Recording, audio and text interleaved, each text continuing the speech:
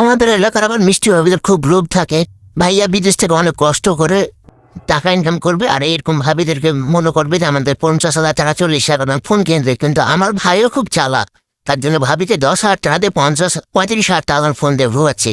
তো সমস্যা নাই, এরকম কোনো ভাবি যদি ফোন পেয়ে থাকেন ভাইদের হাত থেকে আমার দেশে জানাবেন। হ্যাঁ, আলহামদুলিল্লাহ আজকে সকালবেলা দোকান খুলতে না খুলতে মহান আল্লাহ তাআলার তো রহমতে একটা কাস্টমার এসে বলছে, ভাইয়া দেখেন তো এই ফোনটা ঠিক হবে কিনা। তা আমি বলছি, ভাবি এটা কি ফোন, আইফোন? তো বলছে হ্যাঁ ভাই এত।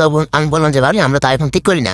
তো ভাবিকে বলছি দেখি আমার হাতে ফোনটা নেওয়ার পরে দেখছি ফোনটা দেখা চাই না ফোন। তো বললাম ভাবি হবে সমস্যা নাই। তো ভাবি আবার মিষ্টি সুরে বলছে যে ভাই এটা কয় টাকা খরচ হবে। তা আমি বলছি ভাবি 500 টাকা খরচ হবে।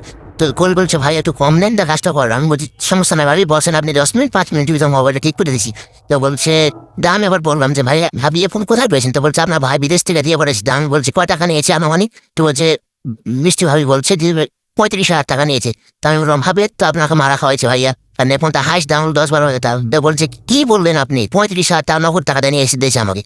তো আমি বলছি আপনার কে বলেছি? তো বলছে আপনার ভাই বলেছি। তো আমি তো আপনাকে মারা দিয়েছে ভাই 10,000 টাকার ফোন দিয়ে ভাবিকে বাচ্চা ছেলে মনে করে ভোগাচ্ছে। তো বলছে কি আমি কি বাচ্চা ছেলে? থামো আজকে বাসায় যাই দিয়ে মোবাইলটা ঠিক হোক, বাসায় গিয়ে তোমার ভাইয়েরই বুঝাচ্ছি। আমি যে আর কিছু বলেন না, আমার কথা বলেন না ভাই, আবার আমার দোকানে আসার তো রূপা শুরু করে দিলে, বুঝেছেন ভাবি?